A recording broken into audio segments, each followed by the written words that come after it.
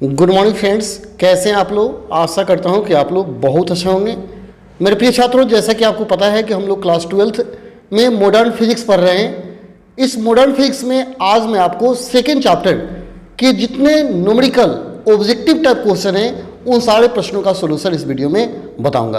अतः यह वीडियो अत्यंत महत्वपूर्ण है, आप वीडियो पूरा देखिए और इस वीडियो में बताए गए सारे प्रश्नों को जरूर लिख लीजिए, क्योंकि ऐसा ही प्रश्न आपके परीक्षा में आएंगे। तो चलिए हम लोग बिना समय गए देख लेते हैं क्लास 12th मॉडर्न फिजिक्स का न्यूमेरिकल ऑब्जेक्टिव टाइप क्वेश्चन जो कि बोर्ड एग्जाम में पूछे जाते हैं।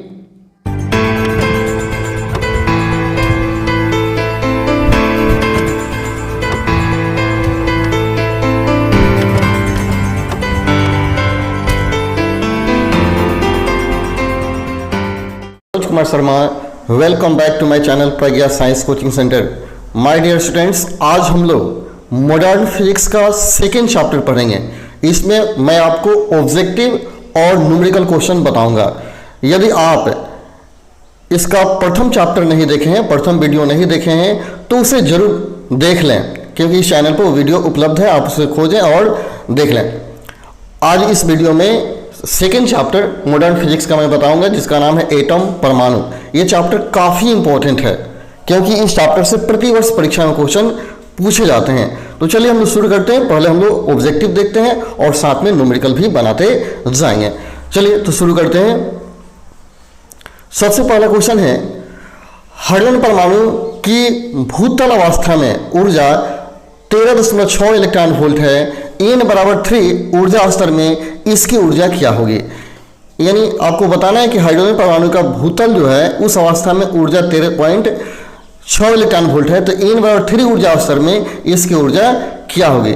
थोड़ा देख लीजिए, यहाँ याद करेंगे एक सूत्र होता है En बराबर, En कक्ष में ऊर्जा स्तर En बराबर होता है फॉर्मूला -13.6 बटा n स्क्वायर,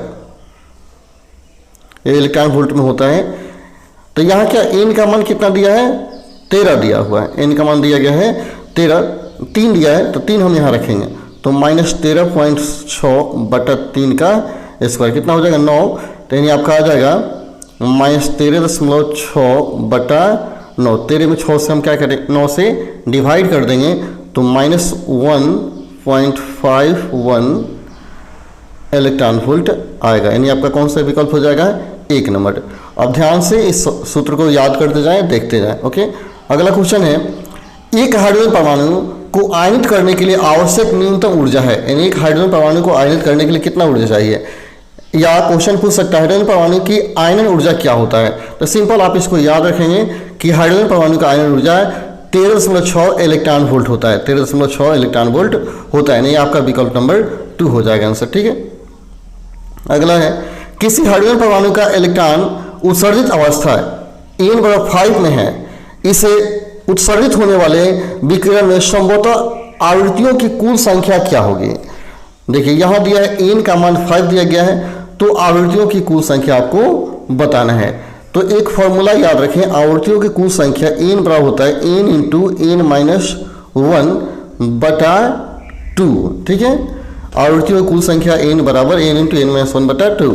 यहाँ n क्या है, उसका उत्सर्जित अवस्था है, तो n का मान यहाँ 5 दिया गया है। क्या दिया है, 5 दिया, तो 5 इंटू 5-1 कर देंगे, इक्वल टू क्या होगा, 5 इंटू 5-1 बटा 2। कितना आ गया, 5 गुना 4/2 इक्वल टू कितना आ गया, 10 आ गया। 2 से 4 कट जाएगा 10, यानी आपका विकल्प नंबर 3 आंसर हो जाएगा। ओके, देखिए 4 नंबर, हाइड्रोजन परमाणु की द्वितीय कक्ष में एक इलेक्ट्रॉन को निकालने के लिए, द्वितीय कक्ष से एक इलेक्ट्रॉन को निकालने के लिए आवश्यक ऊर्जा होगी। द्वितीय कक्ष से एक इलेक्ट्रॉन निकालने के लिए आवश्यक ऊर्जा कितनी होगी, ये आपको बताना है। तो अभी आपको मैंने बताया, यहाँ दिया गया है आयनीकरण विभव का मान 13.6 वोल्ट दिया गया है। तो En बराबर एक फॉर्मूला मैंने आपको बताया, En बराबर होता है -13.6 इलेक्ट्रॉन वोल्ट, ठीक है, बटा n स्क्वायर। ठीक है, यहाँ n का मान दिया गया है द्वितीय कक्ष, n का मान क्या दिया है, द्वितीय कक्ष, तो कितना आ जाएगा 13.6 इलेक्ट्रॉन वोल्ट बटा 2 का स्क्वायर, यानी 13.6 बटा 2 का स्क्वायर कर देंगे कितना आ गया 13.6/4 आ जाएगा ना, माइनस 13.6/4, तो 4 से डिवाइड करेंगे तो आपका आ जाएगा, डिवाइड कर दीजिए तो 4 से भाग देंगे तो 3.4 आएगा, लगभग 3.4 इलेक्ट्रॉन वोल्ट के करीब होगा, यानी आपका आंसर हो जाएगा विकल्प नंबर 3 हो जाएगा। ठीक है, ध्यान से फॉर्मूला सिर्फ याद रखें, बन जाएगा आपका। 5वां क्वेश्चन है, हाइड्रोजन परमाणु में इलेक्ट्रॉन की प्रथम कक्ष की त्रिज्या 0.53 एंगस्ट्रॉम है, इसकी तीसरी कक्ष की त्रिज्या क्या होगी, यानी प्रथम कक्ष की त्रिज्या दिया गया है तो पूछ रहा है तीसरी कक्ष की त्रिज्या क्या होगी। चलिए तो इसको बनाते हैं, थोड़ा सा लॉन्ग क्वेश्चन होगा। एक त्रिज्या r का वैल्यू होता है r बराबर k इंटू एन स्क्वायर, ठीक है, r बराबर k इंटू एन स्क्वायर। यहाँ क्या दिया है, प्रथम कक्ष की त्रिज्या का मान दिया है, यहाँ r का मान 0.53 हो जाएगा, ठीक है, k 1 का स्क्वायर करेंगे ना प्रथम कक्ष n का मान, तो यहाँ k का मान निकल जाएगा 0.53 k का मान हो जाएगा, ठीक है, और 84 का मान आ जाएगा। अब पुनः हम क्या करेंगे, फिर इसी सूत्र को अप्लाई करेंगे, पुनः क्या होगा r बराबर हो गया k n स्क्वायर, ठीक है। यहाँ आपको क्या निकालना है, तीसरी कक्ष यानी R3 निकालना है, R3 यानी यहाँ Rn हो जाएगा, तो R3 k का मान निकला था 0.53 इंटू n का मान 3 का स्क्वायर, तो कितना हुआ 0.53 इंटू 9, तो 0.53 में 9 से मल्टीप्लाई कर दीजिए, तो 9 से जैसे ही मल्टीप्लाई करेंगे तो आ जाएगा 4.77 एंगस्ट्रॉम, यानी आपका आंसर हो जाएगा विकल्प नंबर ए, ठीक है। चलिए अगला क्वेश्चन देखिए, हाइड्रोजन परमाणु के भूतल ऊर्जा स्तर में इलेक्ट्रॉन का कोणीय संवेग है, भूतल ऊर्जा स्तर में इलेक्ट्रॉन का कोणीय संवेग क्या होता है, तो फॉर्मूला है, आपको याद कर लेना है कि h/2π होता है, h/2π होता है, ठीक है। अगला क्वेश्चन है, हाइड्रोजन परमाणु में त्रिज्या की कक्षा में इलेक्ट्रॉन की ऊर्जा है, ये भी सूत्र है, इलेक्ट्रॉन की ऊर्जा क्या होता है ये आपको बताना है, तो याद कर लीजिए इलेक्ट्रॉन का ऊर्जा होता है 1/4πε0 e²/2π, यानी आपका विकल्प में हो जाएगा 2, ये आपका आंसर होगा, इलेक्ट्रॉन की गति ऊर्जा का सूत्र है, इसे आपको रट लेना है, ओके।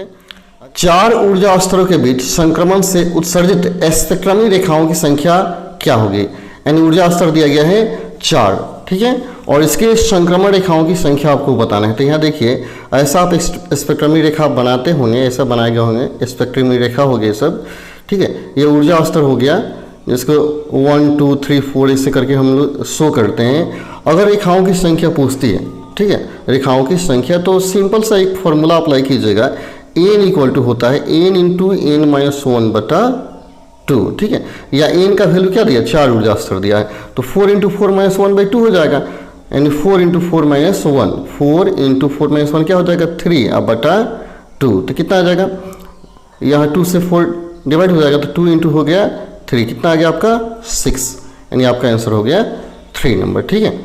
अगला क्वेश्चन है 9 नंबर, हाइड्रोजन की लाइमन श्रेणी की प्रथम रेखा का तरंगदैर्घ्य क्या होगा, हाइड्रोजन की लाइमन श्रेणी की प्रथम रेखा का तरंगदैर्घ्य क्या होगा, तो आप इसको याद कर लेंगे कि प्रथम रेखा का जो तरंगदैर्घ्य होता है लाइमन श्रेणी में वो 1215 एंगस्ट्रॉम होता है, इसे रटना है 1215 एंगस्ट्रॉम होता है, विकल्प नंबर 3। अगला है 10 नंबर, एक AMU के तुल्य ऊर्जा है, एक AMU के तुल्य ऊर्जा क्या है आपको बताना, तो याद कर लिए 931 मेगा इलेक्ट्रॉन वोल्ट होता है एक AMU का तुल्य ऊर्जा। यहाँ विकल्प बहुत सारा दिया है, 190 दिया है, 139 दिया है, 913 दिया है, 931, लेकिन आंसर होगा 931 मेगा इलेक्ट्रॉन वोल्ट, आप इसको याद कर लेंगे, मेगा इलेक्ट्रॉन वोल्ट, ठीक है, MEV। अगला है 11, हीलियम के नाभिक के लिए द्रव्यमान क्षति 0.0303 AMU है, इसके लिए मेगा इलेक्ट्रॉन वोल्ट में प्रति न्यूक्लियन बंधन ऊर्जा लगभग क्या होगी, प्रति न्यूक्लियन आपको बंधन ऊर्जा बताना है। चलिए तो एक हम लोग इसको बनाते हैं, न्यूमेरिकल क्वेश्चन है। यहाँ बंधन ऊर्जा को B से अगर सूचित किया जाए तो B बराबर होता है द्रव्यमान क्षति, फॉर्मूला याद कर लीजिए, द्रव्यमान क्षति गुना 931 मेगा इलेक्ट्रॉन वोल्ट, ठीक है, MEV हो गया, मेगा इलेक्ट्रॉन वोल्ट हो गया। तो हम यहाँ क्या करेंगे, द्रव्यमान क्षति का मान दिया गया है 0.0303 गुना 9 हो जाएगा आपका 31, इसको मल्टीप्लाई कर लीजिए। इससे क्या कीजिए, आप गुना कर दीजिए, गुना कीजिएगा। अभी इतना ही रहने देते हैं, फिर आगे इसको इक्वेशन मान लेंगे, ठीक है। और फिर न्यूक्लियनों की संख्या क्या दिया है, प्रति न्यूक्लियन बंधन ऊर्जा निकालने आपको।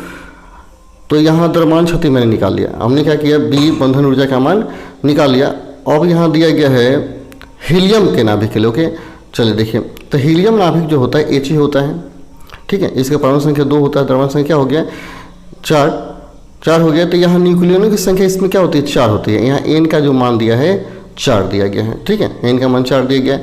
और B का मान हम लोग क्या किए, निकाले थे, B बराबर निकाले 0.0303 गुना 931 निकाले थे हम लोग B का मान। तो आपको क्या निकालना है, बंधन ऊर्जा प्रति न्यूक्लियन। तो याद कर लीजिए फॉर्मूला, बंधन ऊर्जा प्रति न्यूक्लियन। आप देख लीजिए, लिखने में थोड़ा है कष्ट। बंधन ऊर्जा प्रति न्यूक्लियन, अगर इसको Bn मान लेते हैं तो Bn बराबर होता है B बटा न्यूक्लियनों की संख्या N, ठीक है। तो B का मान हम निकाले थे 0.0303, ठीक है, इंटू 931। अब बटा हो गया 4, ठीक है। तो 4 से डिवाइड कर दीजिए तो लगभग क्या होगा, 7 आपका आ जाता है, यानी विकल्प नंबर आपका हो जाएगा 2, ठीक है। अगला देखिए, हाइड्रोजन नाभिक की बंधन ऊर्जा क्या होती है। हाइड्रोजन नाभिक की बंधन ऊर्जा तो सिंपल है, आपको याद करना है कि हाइड्रोजन नाभिक की बंधन ऊर्जा 0 होता है, 0 होता है, ठीक है। अगला देखिए विकल्प क्वेश्चन, न्यूक्लियर बल की प्रकृति होती है। न्यूक्लियर बल की प्रकृति क्या होती है बताना है, विद्युतीय, चुंबकीय, गुरुत्वीय या इनमें से कोई नहीं। न्यूक्लियर बल की प्रकृति होती है विद्युतीय, चुंबकीय, गुरुत्वीय या इनमें से कोई नहीं। तो सिंपल सा है, इसको भी आप रट जाएंगे कि जो न्यूक्लियर बल की प्रकृति होती है वह क्या होता है, काफ़ी कमज़ोर होता है, काफ़ी कमज़ोर बल होता है, जो ना तो विद्युतीय है, ना चुंबकीय और ना ही गुरुत्वीय है। अतः इनमें से कोई नहीं, आपका आंसर होगा डी, इनमें से कोई नहीं, ठीक है। अगला है, दो परमाणुओं के परमाणु क्रमांक समान परंतु परमाणु द्रव्यमान भिन्न है तो वे होंगे। यहाँ परमाणु क्रमांक, परमाणु संख्या समान है लेकिन द्रव्यमान भिन्न भिन्न है, ठीक है। विकल्प है समस्थानिक, समभारिक, समन्यूट्रॉनिक या इनमें से कोई नहीं। तो याद कर लें, यदि परमाणु संख्या समान है तो समस्थानिक, स्थान समान है, आंसर होगा ए। और परमाणु भार समान होगा तो समभारिक होगा। तो इसका आंसर क्या हो जाएगा, विकल्प नंबर ए हो जाएगा, ठीक है। अगला, वे नाभिक जिनके लिए ए तथा जेड भिन्न है, यानी परमाणु संख्या और द्रव्यमान दोनों भिन्न है किंतु ए माइनस जेड का मान समान है। ए माइनस जेड का मतलब न्यूट्रॉन, इनकी संख्या क्या है, समान है, तो वे क्या होंगे, समस्थानिक होंगे, समप्रोटॉनिक होंगे, समन्यूट्रॉनिक होंगे, समभारिक होंगे। जब एन बराबर है तो क्या होगा, समन्यूट्रॉनिक होगा, यानी आपका विकल्प नंबर हो जाएगा 3। अगला क्वेश्चन है, सूर्य की ऊर्जा का स्रोत है, आपको बताना है सूर्य की ऊर्जा का स्रोत क्या है। विकल्प है नाभिकीय विखंडन, प्रकाश वैद्युत प्रभाव, साइक्लोट्रॉन या नाभिकीय संलयन। तो यहाँ देखिए, सूर्य में क्या होता है, हम जानते हैं कि हाइड्रोजन के नाभिक जुड़ करके हीलियम का निर्माण करते हैं जिसके फलस्वरूप ऊर्जा की एक बहुत मात्रा उत्पन्न होती है और इस क्रिया को नाभिकीय संलयन क्रिया कहा जाता है। अर्थात सूर्य में ऊर्जा नाभिकीय संलयन से ही निकलता है। अतः विकल्प नंबर 4 आपका आंसर हो जाएगा। अगला 17 नंबर, किसी नाभिक से किरणें उत्सर्जित होने पर परिवर्तित होती है। जब किसी नाभिक से किरणें उत्सर्जित होती है तो आपको बताना है किस में परिवर्तित हो जाती है। विकल्प दिया, प्रोटॉन की संख्या, न्यूट्रॉन की संख्या, न्यूट्रॉन व प्रोटॉन दोनों की संख्या, न प्रोटॉन और न ही न्यूट्रॉन। तो याद रहे कि नाभिक से जब किरणें निकलती है तो ना तो वो प्रोटॉन बनती है और ना ही न्यूट्रॉन बनती है, क्योंकि वो किरण के रूप में निकल जाती है। और तब विकल्प नंबर 4 आपका आंसर होगा, न तो प्रोटॉन बनती है और न ही न्यूट्रॉन। अगला क्वेश्चन है 18 नंबर, डैश के क्षय के कारण तत्व परिवर्तित नहीं होता है, यानी किसके क्षय के कारण तत्व नहीं बदलेगा। गामा किरण, बीटा प्लस किरण या अल्फा किरण। जैसा कि हम लोग जानते हैं कि रेडियो सक्रिय तत्व से अल्फा, बीटा और गामा तीनों किरण निकलता है, ठीक है। तो बताना है किसके निकलने से कोई परिवर्तन नहीं होता है। तो आपका आंसर हो जाएगा कि वो जो है गामा किरण है जिसके निकलने से कोई परिवर्तन नहीं होता है, ठीक है। लेकिन अल्फा और बीटा निकलता है तो परिवर्तन होता है। विकल्प नंबर 1 हो जाएगा आपका आंसर। अगला क्वेश्चन दिया है, कौन जो यूरेनियम 9228 के नाभिक में नहीं उपस्थित है, यानी बताने हुए कौन से कण है जो यूरेनियम 9235 के नाभिक में नहीं, नाभिक में, ध्यान देंगे नाभिक में पूछा जा रहा है। यहाँ 92 प्रोटॉन, 92 इलेक्ट्रॉन 146 न्यूट्रॉन, 238 न्यूक्लियॉन। तो नाभिक में क्लियर हो जाना चाहिए कि नाभिक में क्या होता है, सिर्फ प्रोटॉन और न्यूट्रॉन होता है, उसमें इलेक्ट्रॉन तो होता ही नहीं। और तो क्या होगा, इसमें इलेक्ट्रॉन दिया 92 इलेक्ट्रॉन, विकल्प में आपका क्या हो जाएगा 2, यानी इलेक्ट्रॉन नाभिक में नहीं होता है, और तब विकल्प में क्या हो जाएगा 2 आंसर आपका हो जाएगा। ठीक है, अगला है एक रेडियो एक्टिव नाभिक है X81 3 अल्फा कण तथा 1 बीटा का अनुसरण करता है तो प्राप्त नाभिक है। यहाँ थोड़ा देखिए, X दिया है 81 3 गो अल्फा कण, तो याद करें एक अल्फा कण का द्रव्यमान 4 होता है, परमाणु संख्या 2 होता है। जब 3 निकलेगा तो द्रव्यमान हो जाएगा 4 3 12 कम हो जाएगा, और परमाणु संख्या हो जाएगा 6 कम। ठीक है, तो इसमें से हम 12 घटा दें, 237 में से 12 घटा दीजिए, इसमें से घटा दीजिए 6, तो ये 237 में से 12 घटेगा तो ये कितना हो जाएगा 25, एन द्रव्यमान हो जाएगा 225, तो क्लियर है। और इसमें से 6 घटा देंगे, ठीक है, तो 6 घटाएंगे तो 75 हो जाएगा।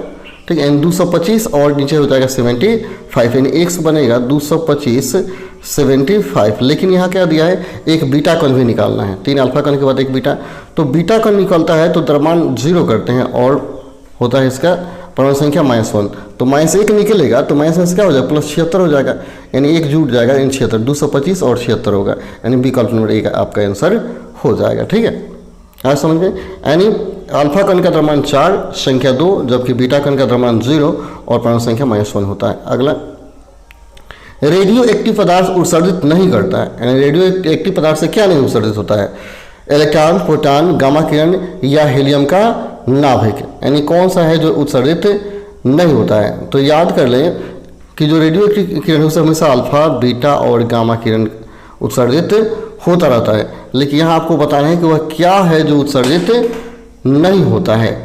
तो इलेक्ट्रॉन, प्रोटॉन, गामा या हीलियम का नाभिक वो कौन सा है जो उत्सर्जित नहीं होता है, ये आपको बताना है। तो देखिए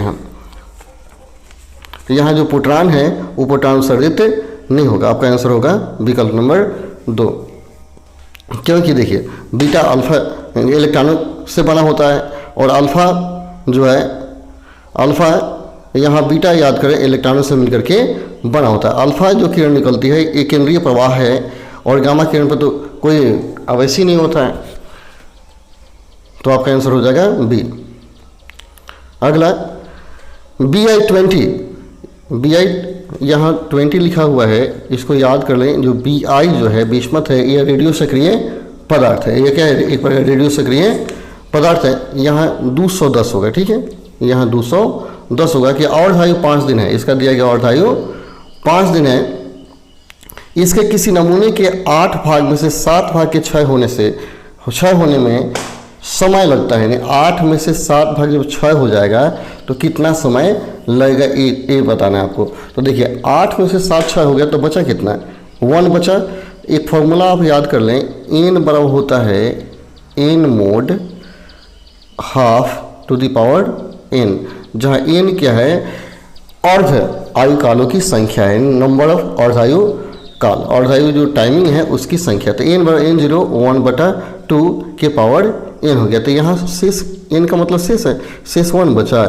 n0 का मतलब प्रारंभिक क्या है 8 है, और 1/2 के पावर n, इसको थोड़ा हल कर लेंगे तो 8 क्या होगा डिवाइड होगा, तो 1/8 इक्वल टू, यानी आप थोड़ा सा और आगे बढ़ें तो 1/8 बराबर 1/2 के पावर n होगा। तो यहाँ होगा 1/2 के पावर 3, ठीक है, बराबर 1/2 के पावर n। तो n का मान कितना आ गया 3, और आयु काल की संख्या जो आ गई यहाँ आ गई 3 आ गया n का मान। अब आपको क्या निकालना है, क्षय होने में लगा समय, टाइमिंग निकालना है।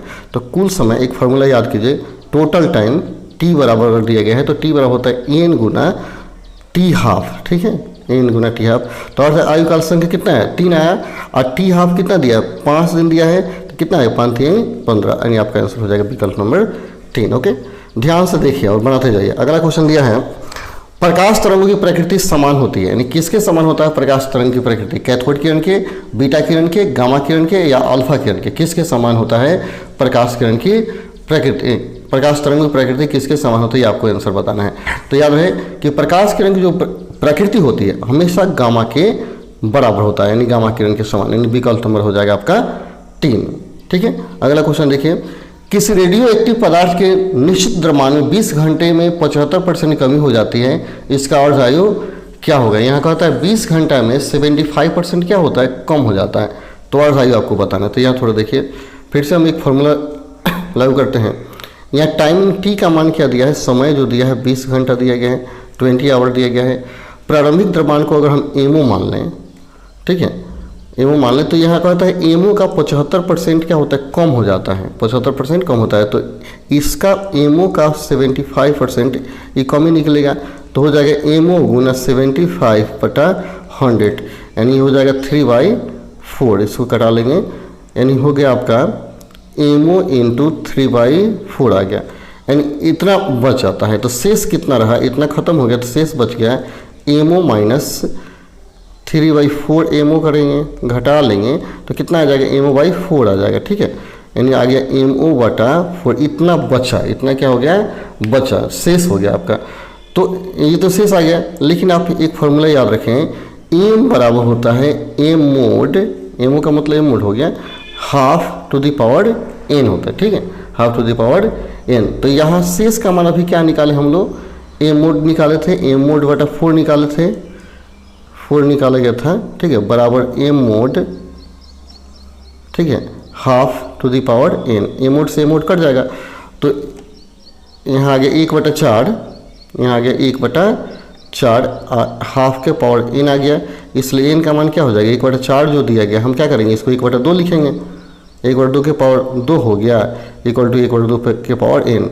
तो यहाँ एन का मान कितना आ गया, 2 आ गया, एन का मान आ गया 2। तो अभी आपको बताए थे टोटल टाइमिंग का फॉर्मूला, एक सूत्र बताए थे, एन गुना टी हाफ, ठीक है, अर्ध आयु बराबर क्या होता है, टोटल टाइमिंग हो गया। तो आपको निकालना है अर्ध आयु, यानी टी हाफ निकालना है अर्ध आयु, तो क्या हो जाएगा, n/t ना हो जाएगा आपका कैपिटल T/n, ठीक है। तो यहाँ कैपिटल टी का मान दिया गया है 20, ठीक है, और एन का मान आपने क्या निकाला, 2। तो टी हाफ का मान कितना आ गया, टी हाफ का मान आ गया 10 ईयर, ये आपका हो गया, यानी आपका आंसर होगा 10, विकल्प नंबर 2 हो जाएगा आंसर, ठीक है।